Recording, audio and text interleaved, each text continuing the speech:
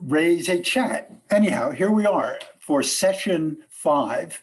Last week, we talked about the Carolingian Empire and Renaissance and the West in recovery.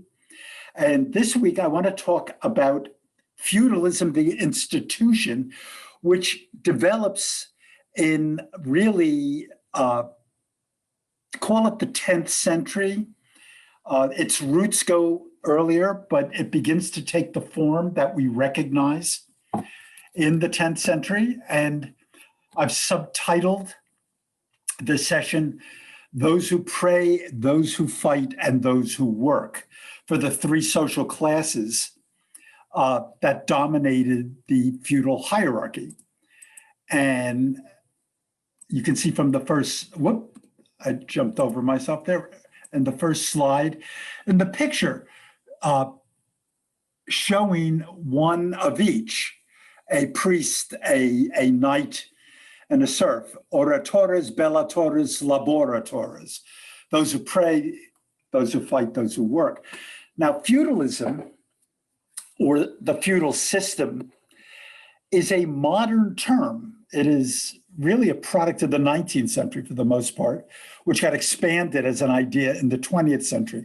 It's not a term that they would have used themselves. It comes from a verb that they may have used, which I'll mention as we move along.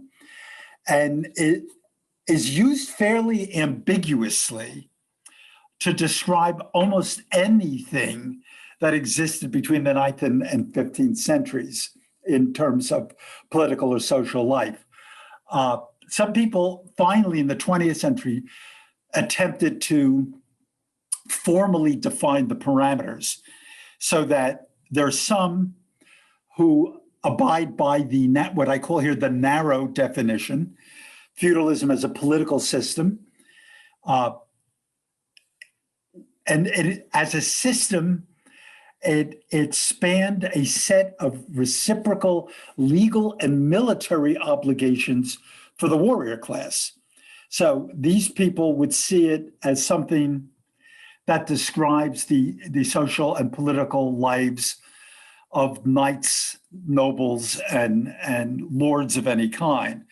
The key elements in that discourse were lord, vassal, which is from a Welsh term, I believe, which meant boy, someone who owed fealty, the next term I mentioned here, or honor to the lord, something that was pledged, something that was promised, and fief, the term which comes from feudum, which denotes the land that would be offered to a vassal by a lord for the vassal's in support of his own family and followers. And we'll look at that in detail over the next couple of slides. Later on in the century, in the 20th century, feudalism, the term, was expanded to include a social and economic dimension.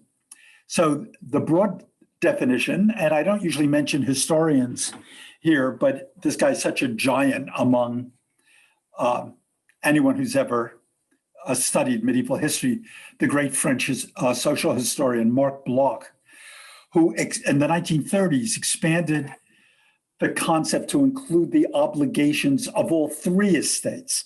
So clergy and peasantry were included. And in addition to the narrow political definition, this idea, Bloch's idea of a feudal society, added the social and economic dimensions that are implied in another term that begins getting a bit of usage at that point in the 1930s, manorialism, the manorial economy, the economy of manor farms, and what that implies for the social relationships of all the people who were supported by those farms.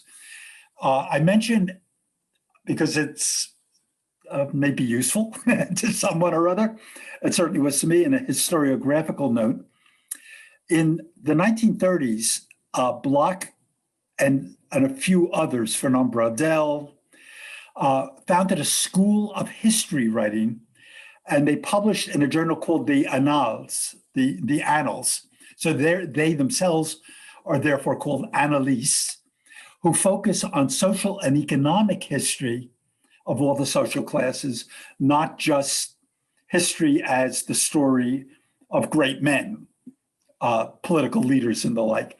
So they turned to what they called scientific methods that now, a century later, includes everything, includes anthropology, sociology, archaeology, demography, paleontology, botany, genetics. There are monographs by the score that are written on paleobotany, studying the seed plants that were used for wheat production and barley production in the Middle Ages. There are people studying every aspect of the sorts of things we now study about our own society to try to come up with a better picture of how people survived, what the physical limitations were, what the physical contributions were. The demographic breakthroughs have been spectacular in the last century.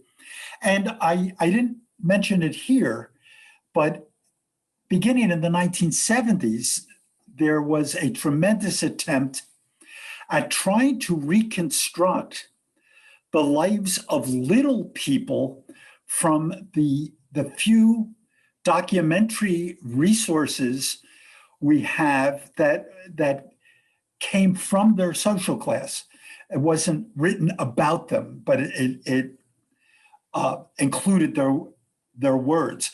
And oddly enough, in this regard, much of the most fruitful of the sources were the Inquisitions at various points, because we have carefully written down testimony of people like religious heretics from the peasant class who spoke in their own words, in their own defense. And people have used sources like this to build up pictures of life in the period. And I'll mention a book or two later on in this lecture, perhaps. But history is a study now that uses everything and anything, and it's therefore almost impossible to define. There are people doing history that follow methodologies that are completely alien to other people who are doing history.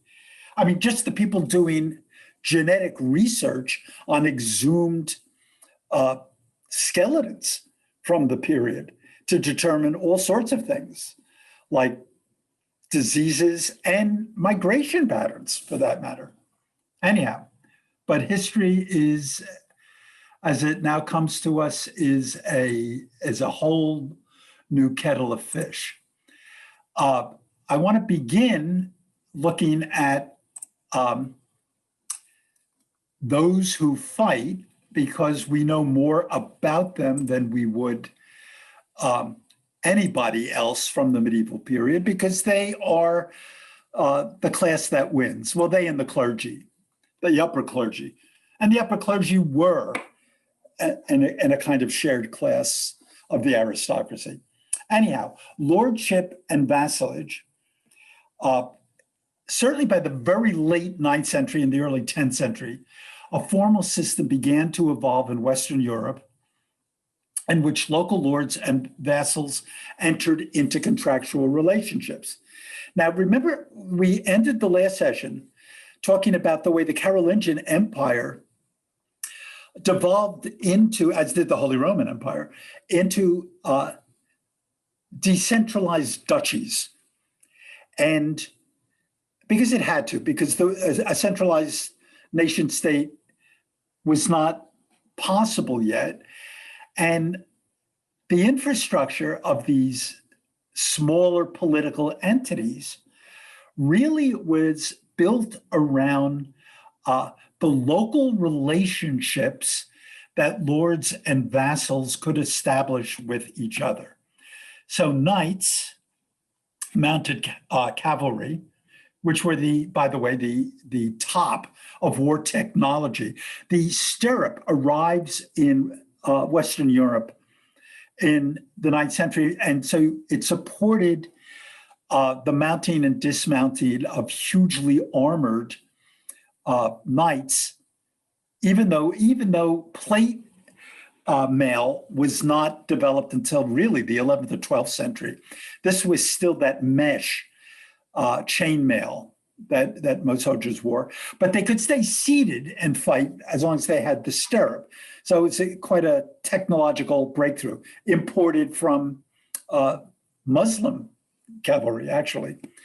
So feudalism raises the social status of knights because they are going to be vassals attached to the lords who could support them. So they have their obligations as vassals to their lords. And formerly in Latin, it was called, you find it all over the literature, auxilium et consilium, help and counsel. So they pledge fealty, loyalty to the lord. And in addition, the vassal specifically agrees to provide the lord, and this is as the tradition fixed in the contracts of this period, with 40 days of military service each year. So by and large, we think of the 40, besides of the biblical significance of 40, as the period when the food supplies and the like could be toted with them on their military service. And there might be certain money payments owed to the lord. And of course, they were supposed to supply advice and counsel. If it went beyond 40 days, they had the right to go home at that point, which meant that as we enter the period when we get to the 11th and 12th centuries, when nation states are beginning to build, and you need standing armies because we're going to have wars between large entities like France and England later on. And when that happens, you can't possibly support a standing army with this 40-day obligation. So it's going to change in time. The obligations of the lord, in addition to pledging protection, the lord gifts the vassal an estate or a fief, which the vassal can use to support his own retainers and provide the necessary military equipment. So,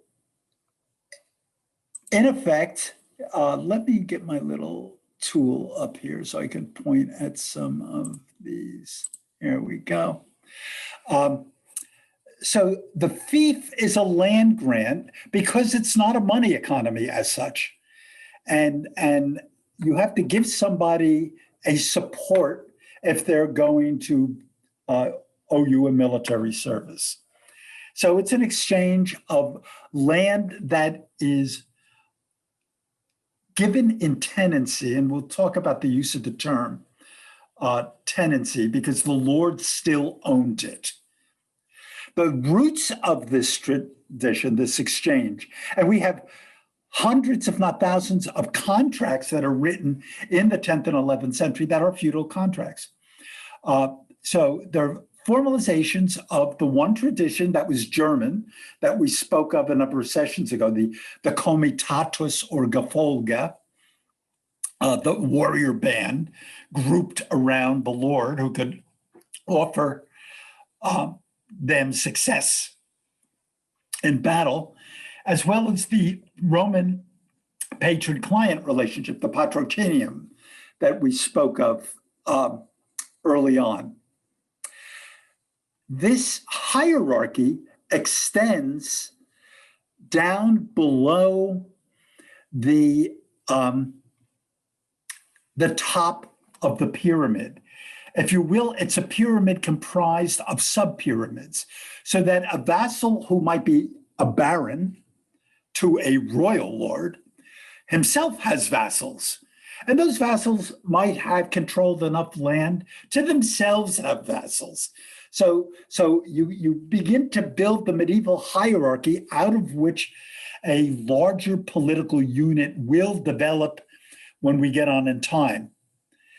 So there's one exception in this chain of lord and vassal, and that is that the liege lord, the top lord, had precedence. And indeed, the European state will build. England, for instance, after William the Conqueror, the Norman Duke, takes it in 1066, he will declare all of England, all of what had been Anglo-Saxon England, a feudal land owned by him, which he doles out to his great barons, and they in turn dole it out down the line with the one proviso that he is the liege lord. And if the liege lord makes a request, that nullifies any opposition down the chain. So if your lord wants to do X, but the liege lord wants to do Y, the liege lord wins. And this is how the European nation state will eventually build up. Now, economic necessity was at the foundation of these relationships. The decentralized and localized nature of the medieval economy requires this type of organization. No one could support a standing army, and local areas needed protection, quid pro quo. So we will support the economy locally, and we will protect that support locally. So the manorial economy can support the military, who in turn can protect the economy. And whoops, that picture that I wanted to show you there is from the Bayeux Tapestry, which is just a detail of the Normans arriving in their invasion of England. And it's, the Bayeux Tapestry is this amazing thing, which I have never seen in the flesh, unfortunately, but I hope to. Now, the relationship between a lord and a vassal was demonstrated through the ceremony of homage. And it's a ceremony by which the vassal expressed fealty. And it took the form of a lord clasping the vassal's hands. So you can see in the three images at the top, here, let me expand these images.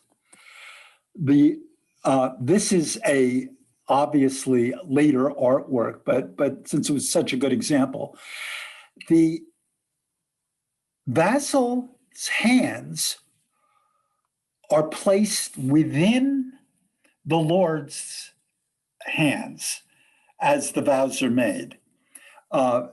Perhaps in these two earlier ones, you see better images. You're in good hands with all state. The reason I demonstrate this or use this as an example is that this now becomes the hands of the vassal closed together and pointed upwards becomes the prayer position in Western religion. The prayer position in the ancient world had been the Orion's prayer position with the hands splayed apart and facing upward. So if you look at any late Roman or very early medieval artwork, prayer will be demonstrated with the palms facing up and the arms akimbo. But since now Even religion takes on the connotation of the Lord-vassal relationship. Prayer, and we see an example of it here, the prayer position has changed because now the prayer is a vassal, and Christ is now truly, in the feudal and medieval sense, the dominus, the Lord. The Lord as in the political Lord, the boss, the one who I pledge fealty to, and the one who gives me daily bread. It's now a contractual relationship. Prayer has gone from rendering glory to promising fealty in the medieval mindset. Christ is, as the dominus, as I say down here, is the liege lord. And it's also in this period, as I say at that box on the bottom, this was the period in which the priest said mass, not facing the congregation, not a community emulating the Last Supper with Christ and the apostles around the same table, but the priest is now, as the priest is in the lower left homage picture, the priest is now just your Lord. You're the vassal of the priest, you in the congregation. He is your Lord who is promising all of our fealty to the liege lord, who is Christ. So his back is to us, everybody's hands are clasped, and everybody is facing the liege lord. So you can see the internal mentalité, the inner landscape of the mind in the medieval world has morphed into feudal attitudes. Now, land tenure, the granting of the fiefs. Lands granted as fiefs were not allodial land. Allodes were tracts of land that were owned outright. Any land that is not owned outright is held in tenure, and anybody on the land is a tenant. So the fiefs were held by the Lord and given for use to the vassal,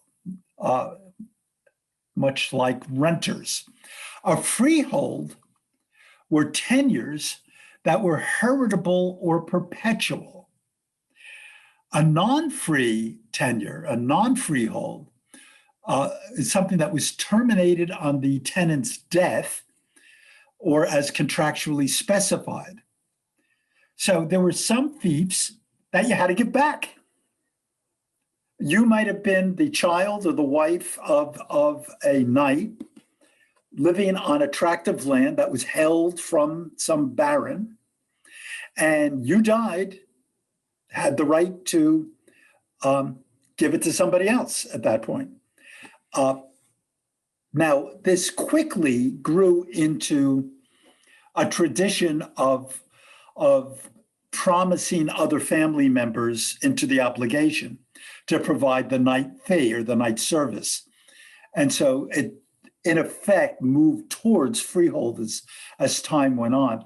A tenant-in-chief held their land by the tenure of barony.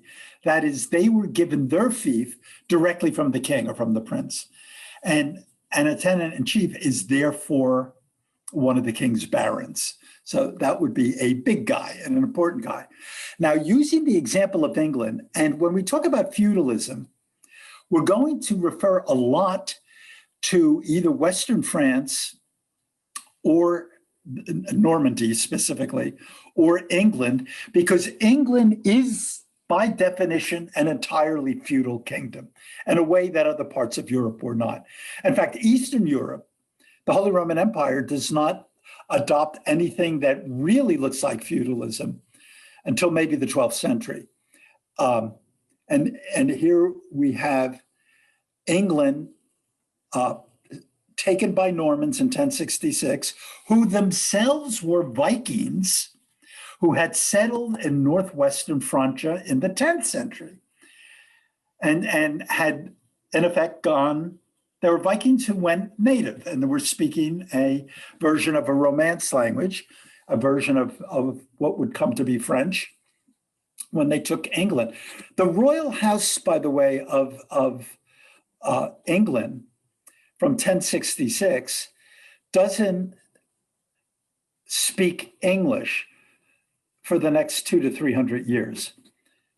Everything internally, social life and whatever, is done in French, even though a lot of the business of the royal house has to be done because of the Anglo-Saxon base. When William the Conqueror, William the Bastard, as he's called, when he arrives, he's done the conquest with like 1,500 knights. And if you expand that to include their entourages and families and whatever, maybe you get to 15,000 people or 20,000 people ultimately.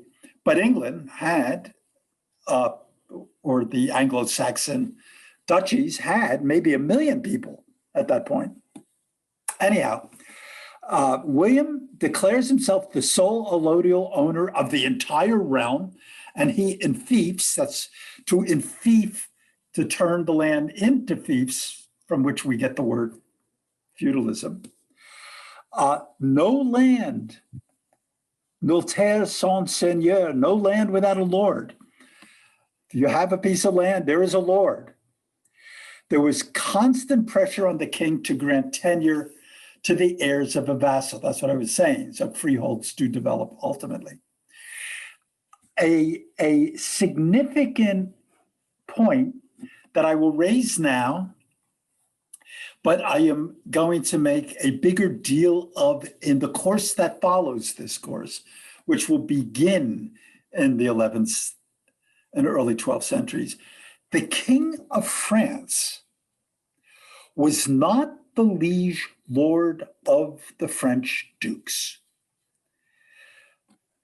but the Duke of Normandy, who is now the King of England, is the liege lord of all of England, with the entire realm in the service. So France is going to take time to build a unified state because major dukes, Dukes of Anjou, Duke of Normandy, Duke of Burgundy, their knights are not pledged to the King of France as a liege lord. They are pledged to the dukes themselves. So social unity, political unity is going to be hard to come by. Now, in 1086, the king's bureaucrats do a land census of the entire Kingdom of England in order to set the tax rates, that is to figure out what the knight service is going to be from each fief. Like this fief is so many hectares or so many acres, how many knights could it support, either in terms of fighting men or money? Because in the later Middle Ages, the tax would be an actual tax called scutage, as I mentioned here. And this book, the so-called Doomsday Book, is an incredible document. It tells us an unbelievable amount of demographic information is based on this.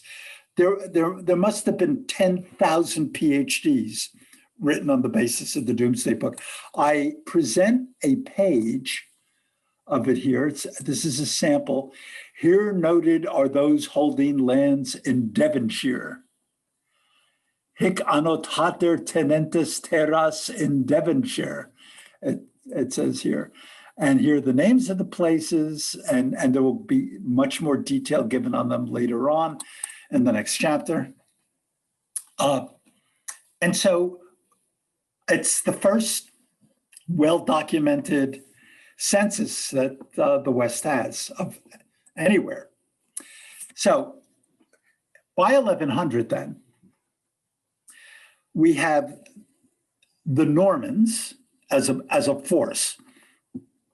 They've taken advantage of a power vacuum when Charlemagne's empire disintegrates in the 9th century, and they've settled in that power vacuum. Let's look at the map here. They settle up here. So Vikings, as Charlemagne's empire falls apart, Vikings decide to put their stakes in here and develop a duchy that is recognized by the king and the other duchies.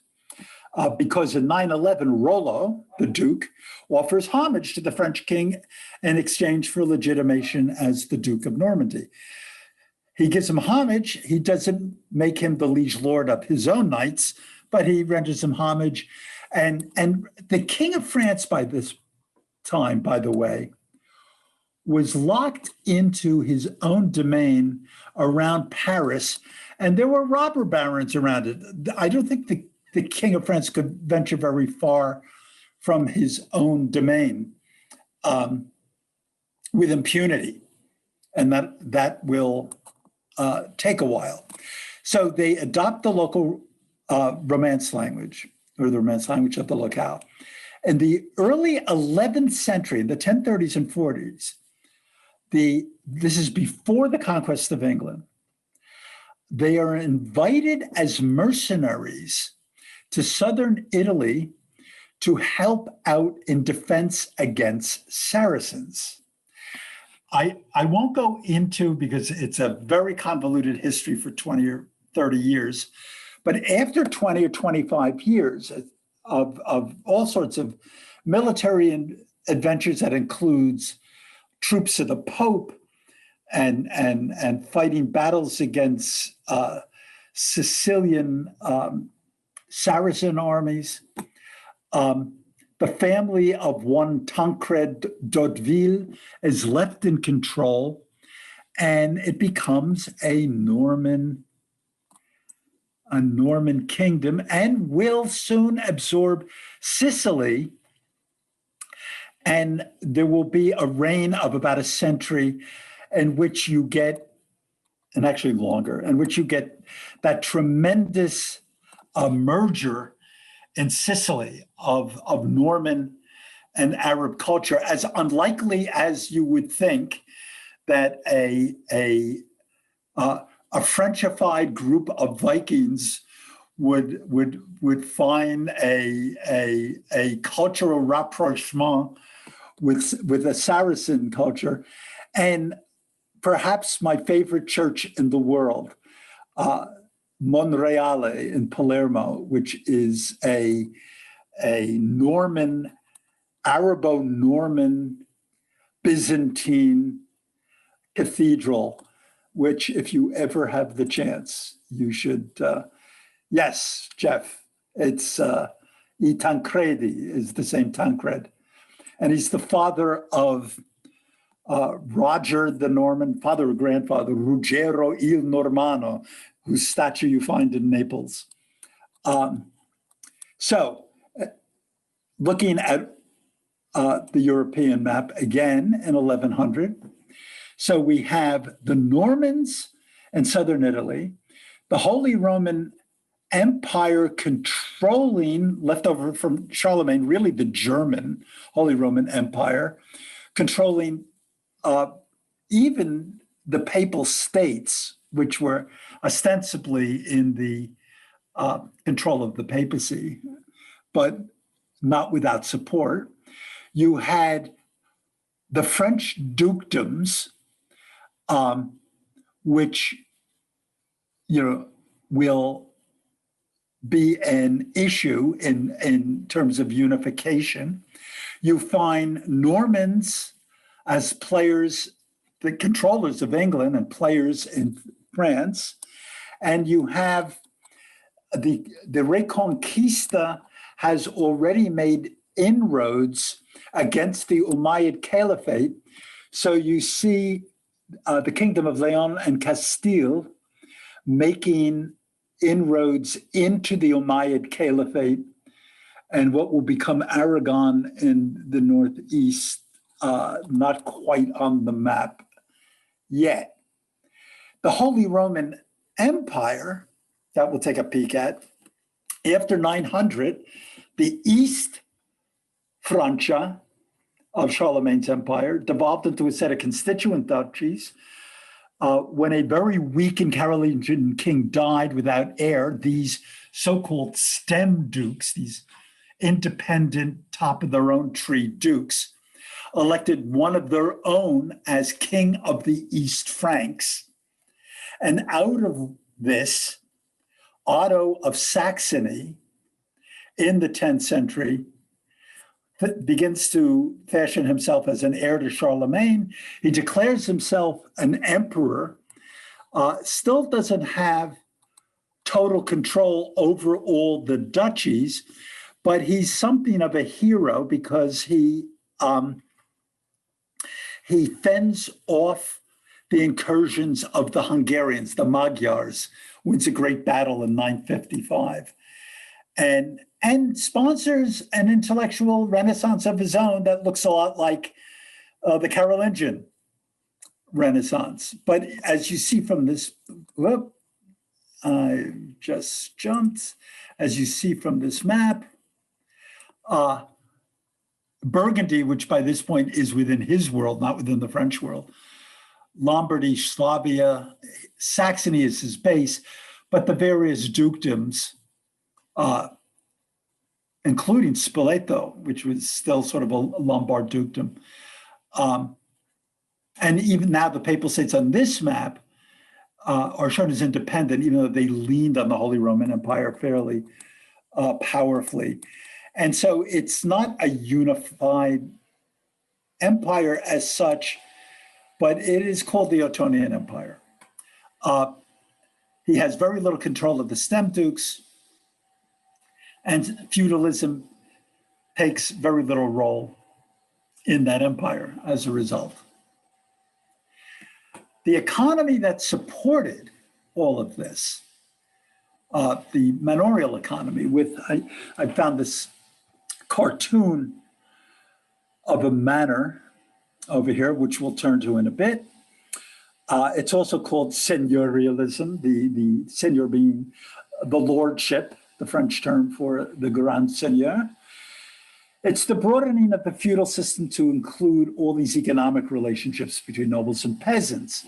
So a lord was supported by the yield from his fief or manor and from obligatory payments from peasants under his control. The payments that peasants owed could be in labor, corvée in French. That meant they had to come onto the lord's own part of the manor, the domain, and farm till his land, not just the strips that they controlled.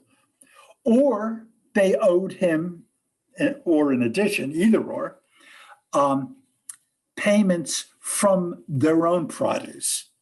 So many chickens, so many bushels of grain, whatever.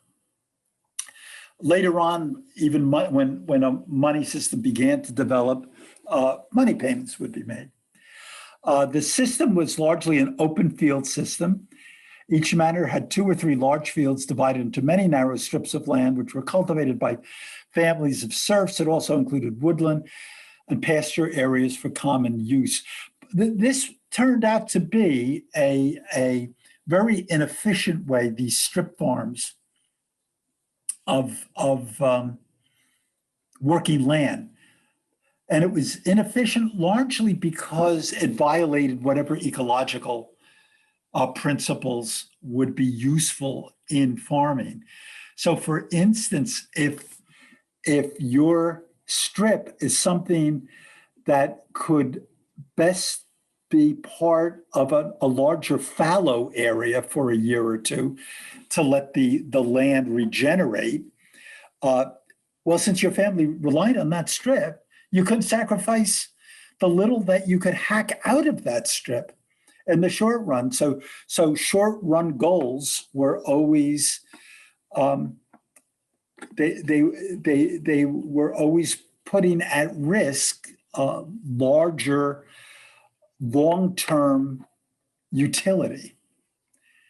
So the domain was the land directly held by the Lord. The glebe was the land that supported the local church. As I said, serfs had their own little strips, and we'll go and look at the map in a bit, or the cartoon. Manorial work required close coordination and cooperation.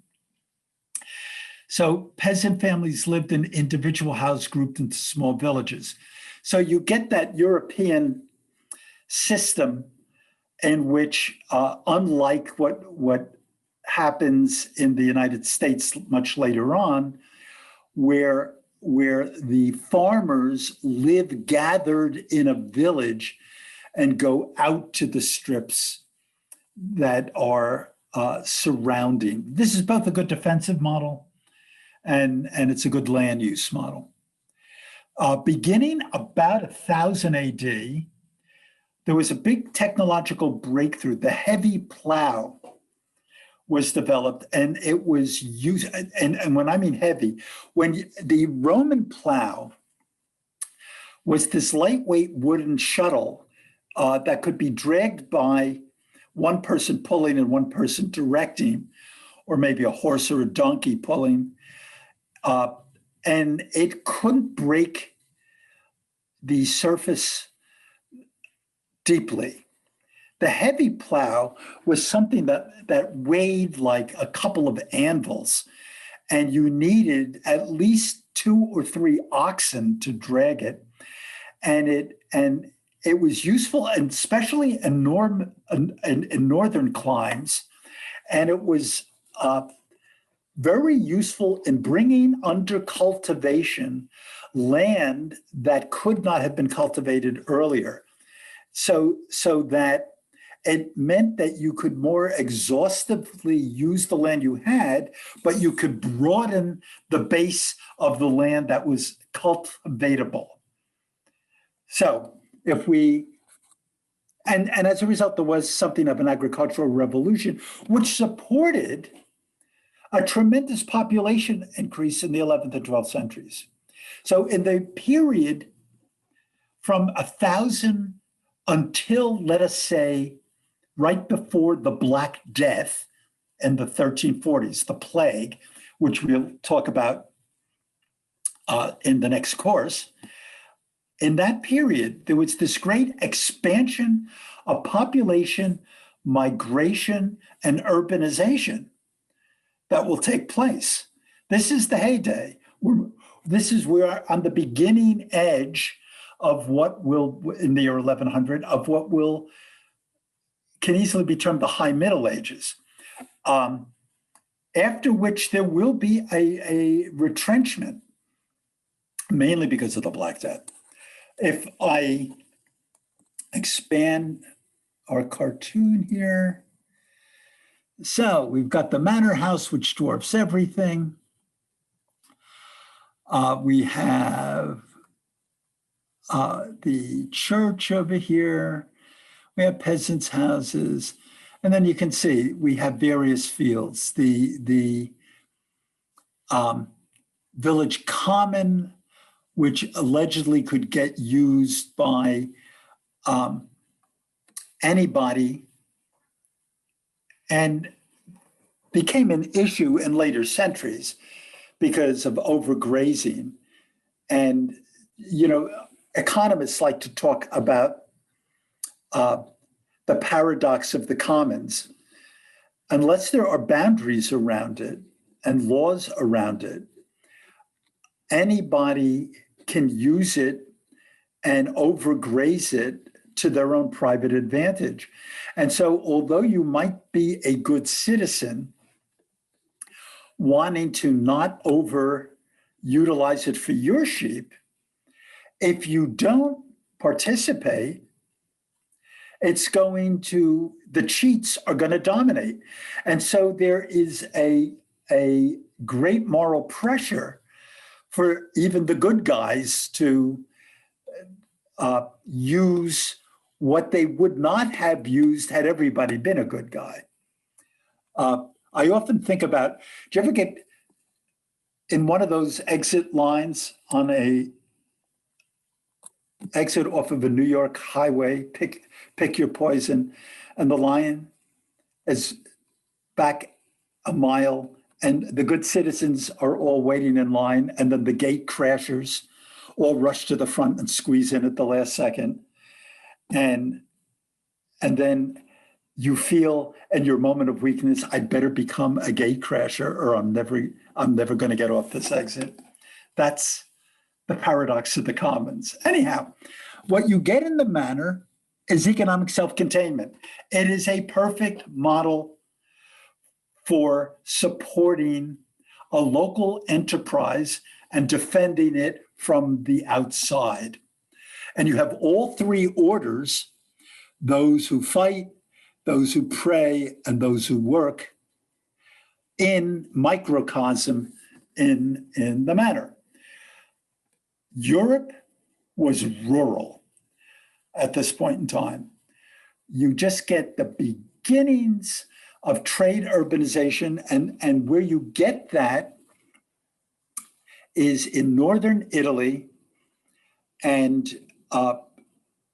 really in Belgium and Holland and Frisia along the coast, where there is some importation. But by and large, Europe is rural.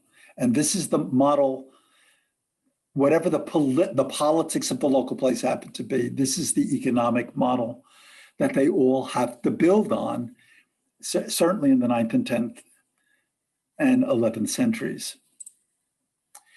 Those who work, peasants, perhaps 80% of the population in Western Europe were peasants, maybe higher. At the top of the social hierarchy of peasants were freemen. So there were some small group of landowners or renters who were free, but the great majority of them were unfree. And so here in this depiction, you find a reeve who is the appointed bureaucrat of the manor, the lord's person, who is directing the work on the lord's land of the local peasants. The reeve or overseer, this is, by the way, the root word for the bureaucrat who is sent out representing the entire county and the later English period of the 12th and 13th century, who, as the county representative, is the shire reeve or the sheriff of the county. Serfs, the origins of serfdom, of course, are in the ancient world and in ancient slavery. Servus begins as the root meaning of slave. Had existed throughout the Roman Empire, but serfdom, as we come to think of it in the medieval period, only developed as the empire dissolved and former city dwellers sold themselves into indentured servitude as sharecroppers.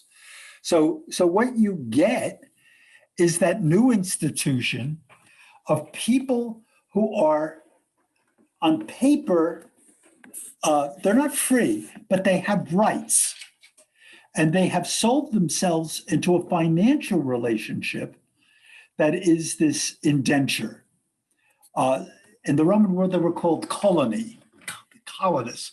They were bound to the land as were their children. So this begins in Roman times, but becomes a model throughout the areas of German settlement. They have legal obligations. Rents and labor services owed by serfs were not negotiable. The lord was both the price setter and the arbiter in any dispute. Remember, the lord was the local judge. He presided over the manorial court that administered local justice. He was not necessarily a noble. Abbeys also controlled vast manorial estates. So the abbot could have been your lord tenant. Serfs could marry, but to marry outside the manor, they had to pay a fee.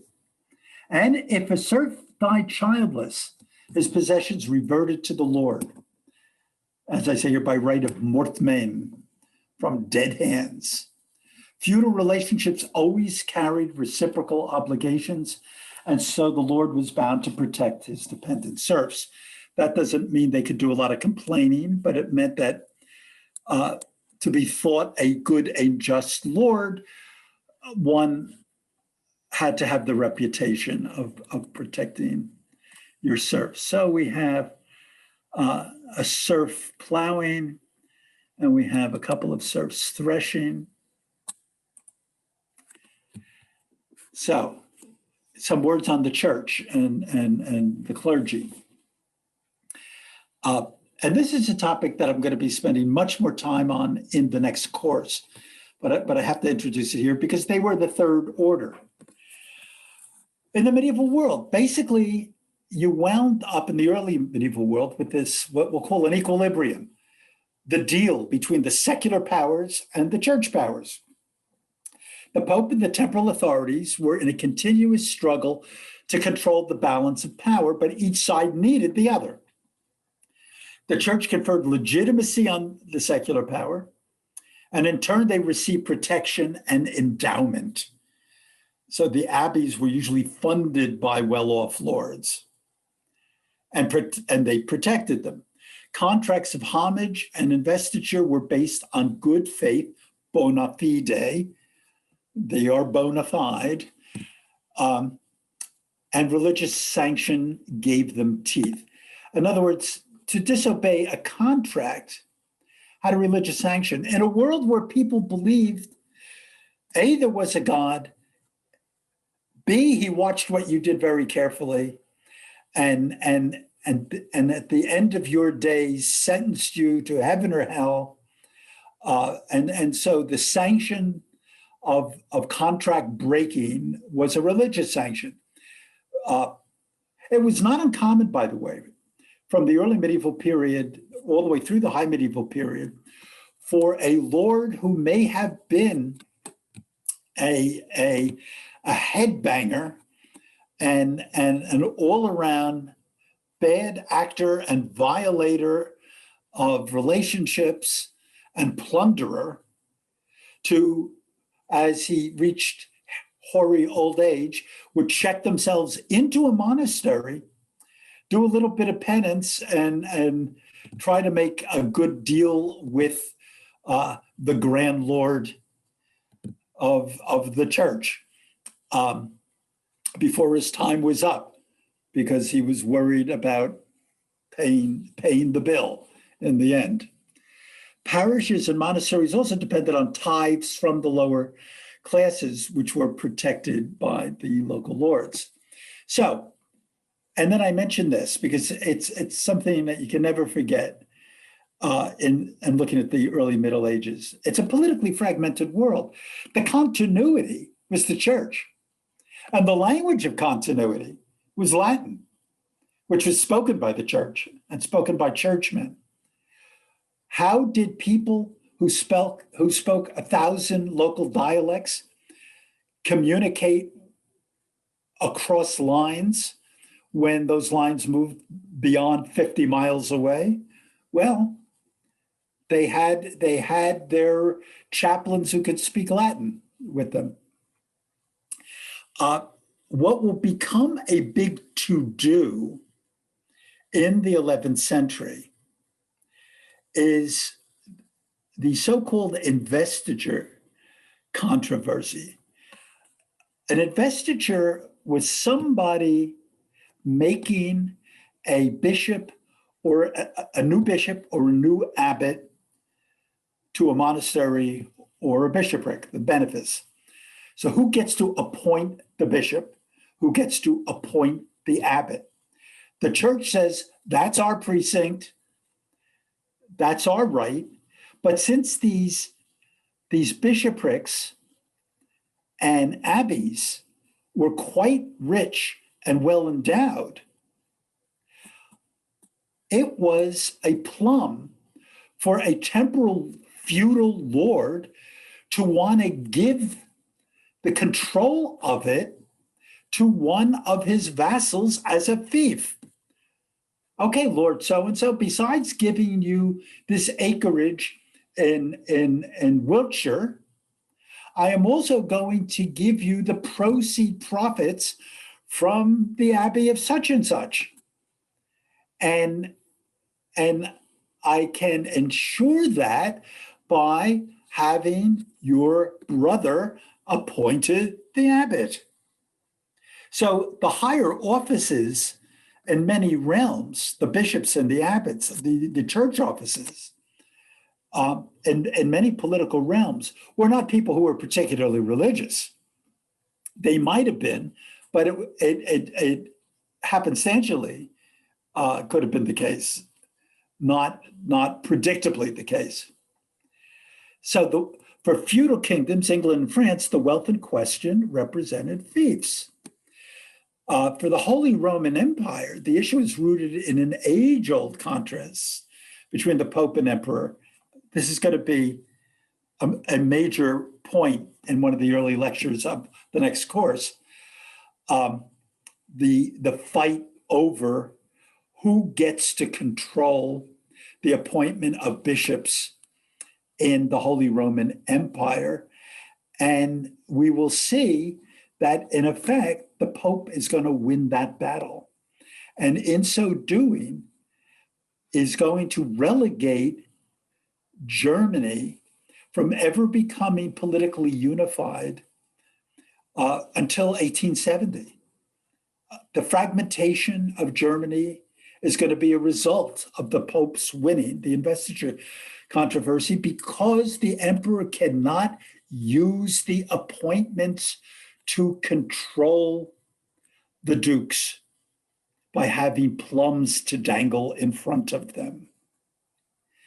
In 1122, at the so-called Concordat of Worms, the church selected the bishop, who then was required to swear fealty to the secular monarch, but the church had ultimate control. And so it was a kind of compromise, but not. And here we have the two sides, the two swords making nice in this woodcut, but we know that wasn't always the case. So we have the church and the world in a kind of dancing rivalry that will cause great problems in the 12th century, 11th and 12th centuries. So while I'm on this topic, it's important to remember that feudalism regarded the entire social world as a reflection of the actual world, that it was a hierarchy that was organized as a great chain of being, as they like to call it. With this period, with its reliance on St. Augustine and Neoplatonic philosophy, Platonic philosophy saw hierarchies of being, if you will. Medieval Christianity viewed the universe as a hierarchy of linked higher and lower entities. Everything had its static, God-ordained rank in the great chain of being. And so here's the hierarchy of being as they would have regarded the world. There was God, and then angels, and then humans, and then animals, and then plant life, and then inanimate matter. And Neoplatonism, this would have been all an emanation from God, and everything down the hierarchy had this urge to return to the source, to the one, the Tahen, the one, the good, what Christianity likes to call God. So there's a social hierarchy in the medieval world that is regarded as just as static and just as God ordained as the as the universe itself. And you have the monarch or pope at the top of the social hierarchy. Then you had the major nobles, bishops, abbots. You had minor nobles, knights, priests, monks in the next tier, free peasants, artisans, merchants, the few merchants that there would have been. Artisans were because of the rise of stonework and architecture, artisanship was on the wax. It was coming up. And then at the bottom of the heap, serfs, unfree peasants. And the church endorsed and sanctified the class hierarchy of feudalism.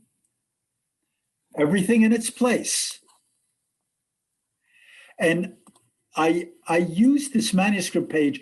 I've in a couple places through this entire course, I've had to cheat and rely on artwork from later in the Middle Ages, from the High Period, because there's so much more of it.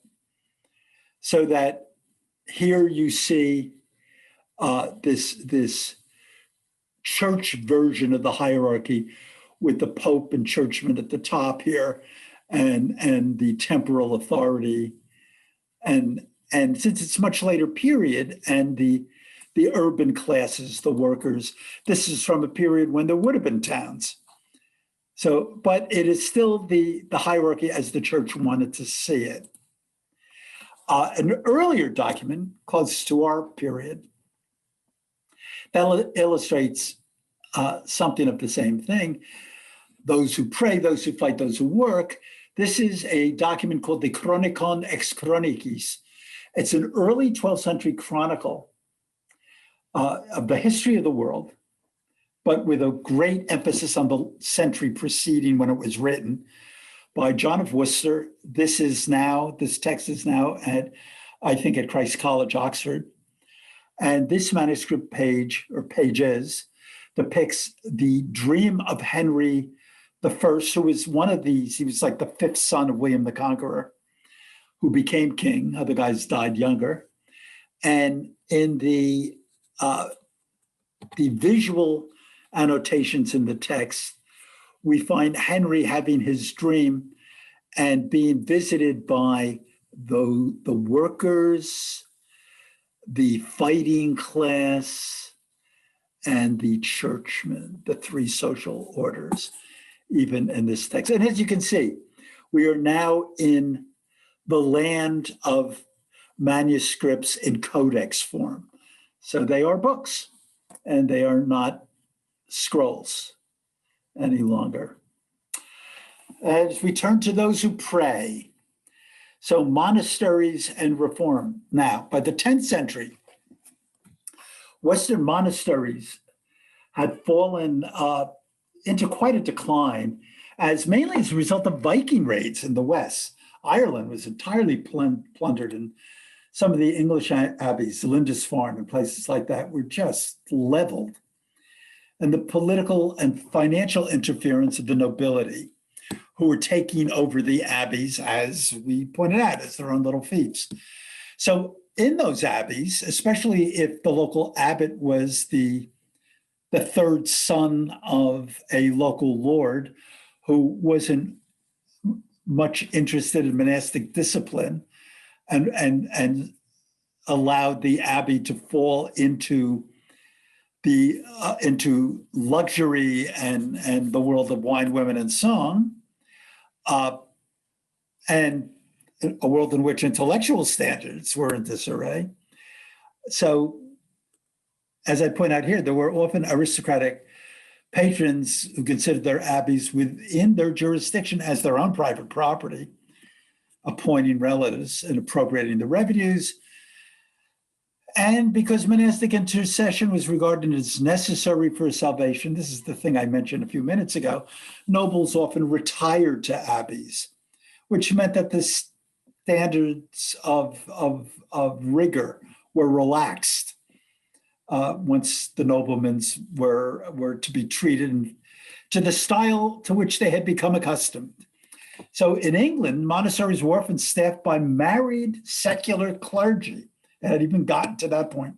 And by the way, until we get to 1050, it is very common. It is beyond common. It is expected. It is conventional for the secular clergy, meaning the priests who were not in monasteries, the ones who are out in parishes, to have families and to live in the village, to be married with children. It was standardly the case.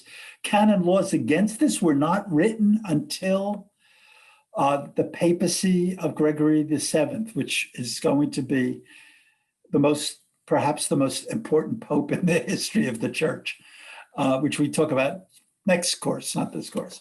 On both sides of the English Channel, therefore, there were calls for a revival of Benedictine monasticism. And the first great early revival is that of Cluny in France. St. Odo, we have a picture of him down here from stained glass, I believe, who's abbot in the early 10th century, the Abbey of Cluny. And this abbey becomes a major force because of the way it proliferates itself, which we will see. So the heart of the reform was to return to a strict observance of the rule of Benedict regarding diet, work, and liturgical prayer, the chanting and of the Psalms. Cluny's impact went way beyond the building of monasteries. It's a major force and spreading the peace movement that develops, the peace and truce of God movements that were instrumental in establishing safe zones. The western side of the collapsed Carolingian Empire were a bunch of local bully lords who used any excuse and any opportunity to go and try to beat the hell out of each other and running roughshod over the lives and lands of everybody in those zones. And so by trying to establish a church blessed, if you will, code of truce among these renegade lords, which had an influence, certain safe zones could be set up. And it was an attempt to civilize a illiterate, truculent nobility, warlord violence out of control. Sort of like New York in the mid-70s, right? So Cluny, mother and daughter houses. By creating a network of daughter houses, this is going to become a model for other orders, as we'll see. They initiated a pattern that was to influence all clerical reform in the Catholic Church for the next 1,000 years. All religious regulars, that is, those who adhere to a rule, Cistercians, Franciscans, etc., would multiply by sending charismatic foot soldiers to establish the new outposts. So Cluny was a blueprint for the new, what I called here, corporate monasticism. The new congregations, they might be decentralized, but the network had a strong central bureaucracy with regular visitations from the mother house. So if we look at this little map, so here's Cluny proper, and then the squares are the major daughter houses, and then the little triangles and circles are offshoots from the daughter houses. And what do you see when the Cistercians get established in the late 11th century? Within 100 years, they'll have over 1,000 houses. But then Cluny will also have more than 1,000 houses by the 12th century.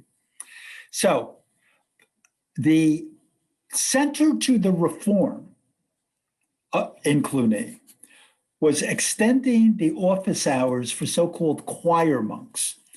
The choir monks they evolve later on into a kind of internal aristocracy within the monasteries. These are the educated brothers who were good at Latin, who were trained in singing and chanting. They were often the priests of the abbey.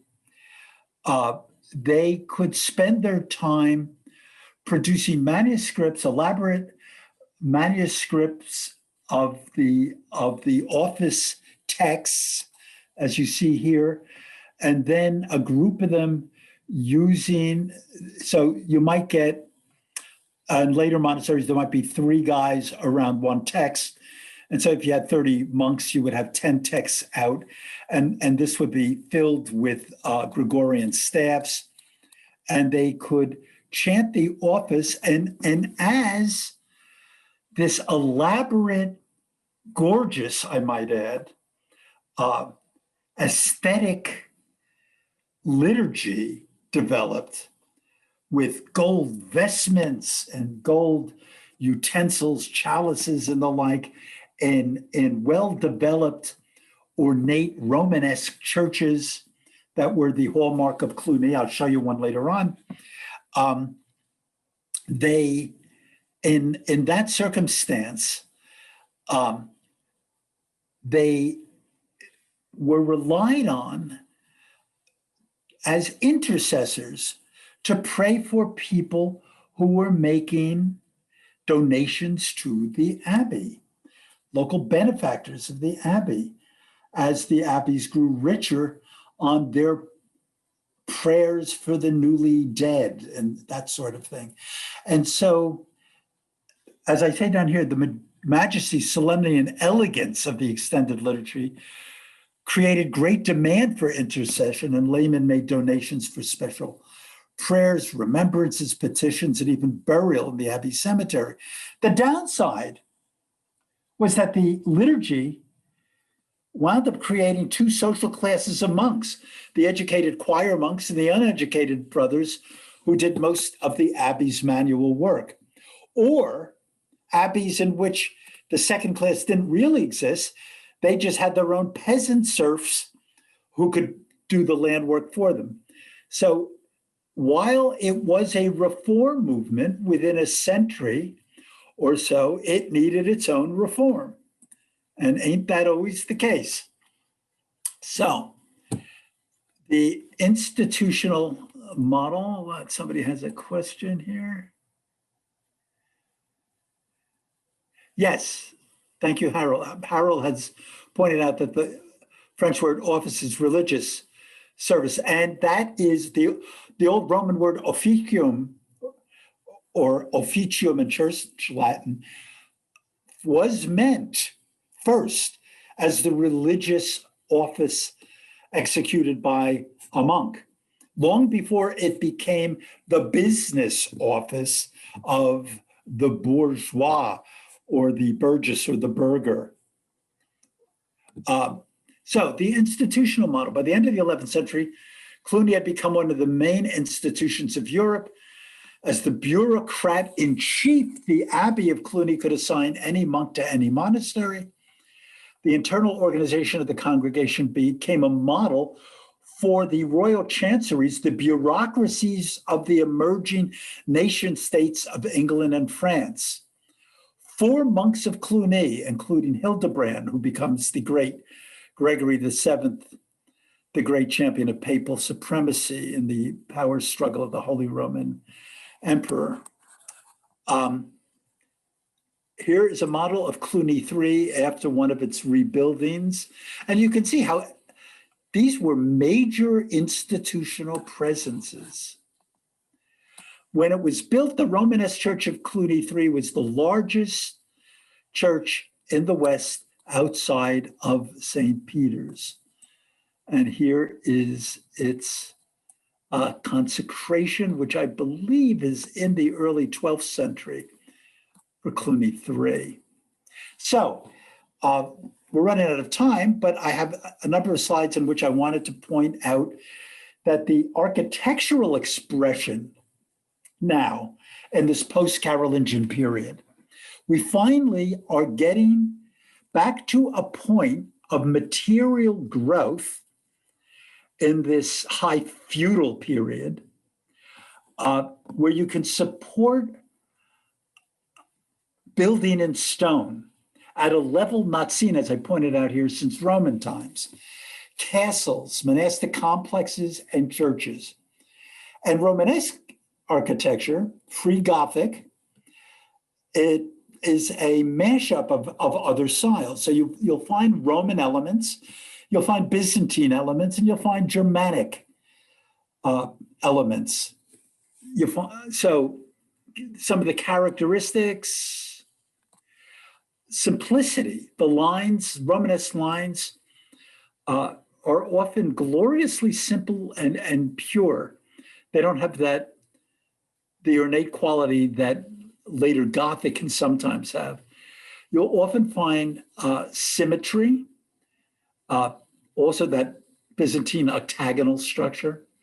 You'll get Roman rounded arches. You'll get barrel vaults. Pillars are used. Towers everywhere. So the towers of the Italian city-states, San Gimignano, those towers are Romanesque. The towers of Norman churches, as we will see, are Romanesque. You'll get massive walls, very little, what's lacking here. When we think of churches, you don't have the window apertures that were the Gothic novelty, because to build these massive buildings, the architects said you're going to need really thick walls. What they understood of Roman architecture was that if you want to build up, you better build wide and you better build thick. You had arcading, you had sculptural elements, you had capitals. I used Durham. It's the regional center for the legendary Abbey of Lindisfarne. It's got the relics of St. Cuthbert. It's Norman, Romanesque architecture. In England, it's called Roman or Norman architecture, and it has scale. This is a late Norman building, and it's got scale. Vassal Abbey. This is one of the Cluny houses at Vassal. It's one of the big Cluniac centers. It's the home for the relics of Mary Magdalene, if we can believe that. It was along the pilgrimage route to Santiago de Compostela. The original abbey was built on the site of a Roman villa. This is often the case.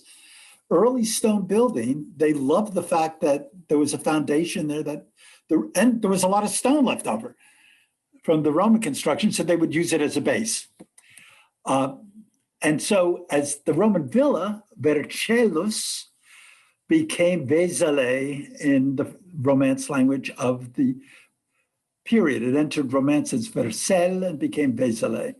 And so we find these glorious arches receding. I chose this picture of Vesale because we got a couple of monks in the background. They're still wearing the same outfits that they would have been wearing 1,000 years ago.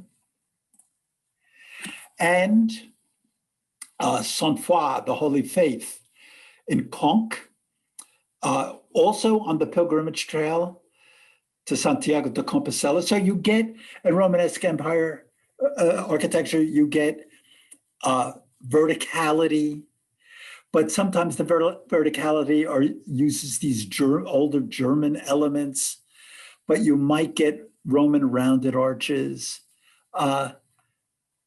Quite elegant in its own way, very different from what we'll see in a century or two in France, particularly. And the last place I chose to use is a favorite of mine. It's San Miniato al Monte, near the Piazzale Michelangelo in Florence. This is the closest thing there is in Florence to a parish church for the locals. On a Sunday morning, there'll be some masses in the big tourist cathedrals downtown, but this early Cluniac Romanesque church is the one that you'll find stuffed to the gills, and it's still run by Benedictine monks, but now of the white monks of the Monte Oliveto community.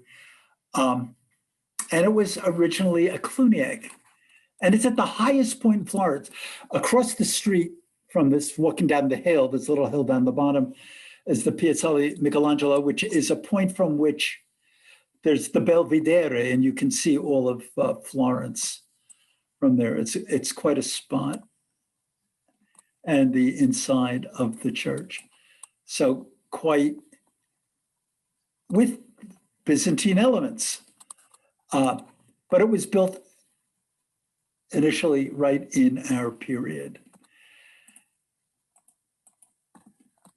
And there you have it. I will stop the share. Whoop. Where did my, there it is. I will stop the share. I will unpin me.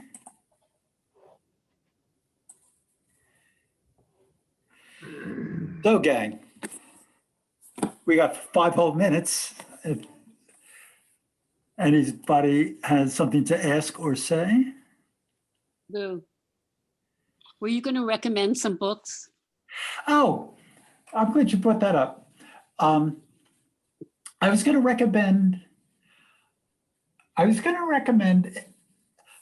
a book. It's actually on the period from the next course because it's on the Albigensian heresy of the 12th and into the really mainly the 12th century, but recreating the lives of a village named Montailleux. Oh, here, I'm going to chat this out.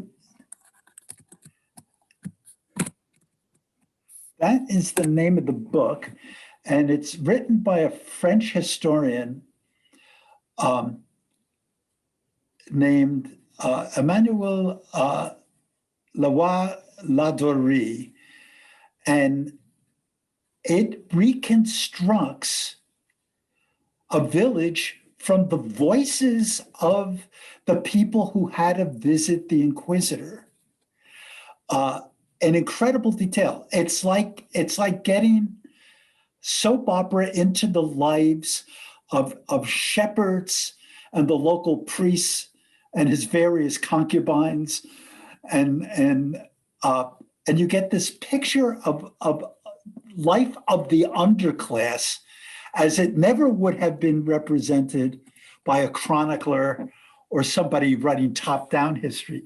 You begin to get, like I said, in the 1970s and 80s, when sources were available, there was another book, but it's really about the 16th century, written by an Italian.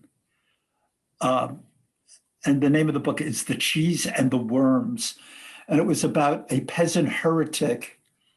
It was written by an Italian historian named Carlo Ginzburg. I know, Harold, don't laugh.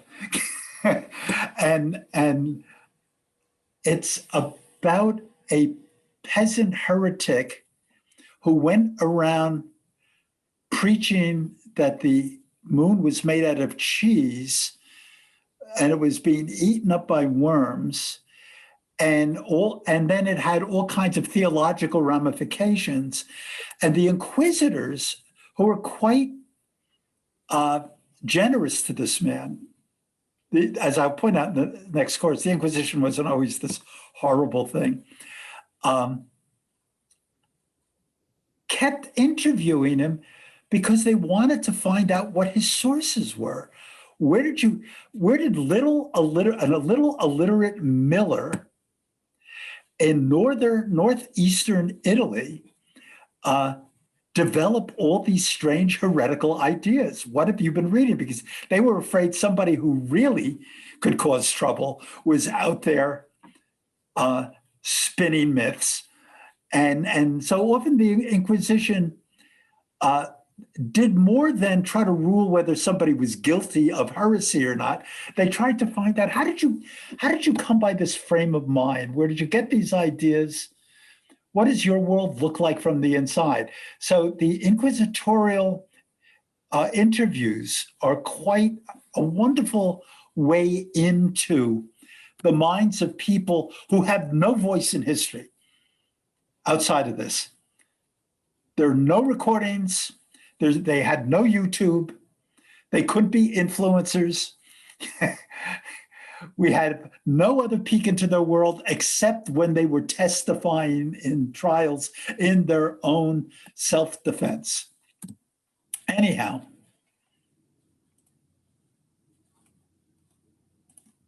next time the lecture is one of my favorite ones. We're going to be looking at the golden ages of really Constantinople and Baghdad, and looking at some of the great development. Oh, the name of that 16th century book, Laurie, is The Cheese and the Worms. Or if you look up Carlo, I think he spells his last name that way. Not Allen Ginsberg, but Carlo Ginsberg.